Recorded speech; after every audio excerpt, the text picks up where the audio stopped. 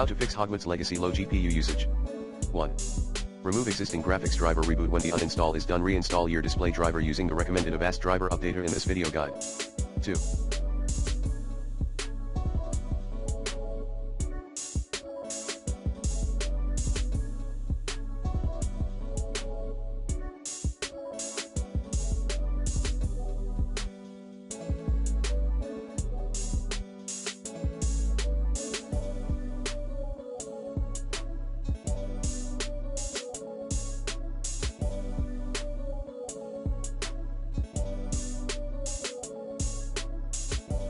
Turn off VSync and manage 3D settings under your NVIDIA driver settings. 3. Disable ray tracing in Hogwarts Legacy. Path, settings, graphics options. 4. Verify game files in Steam.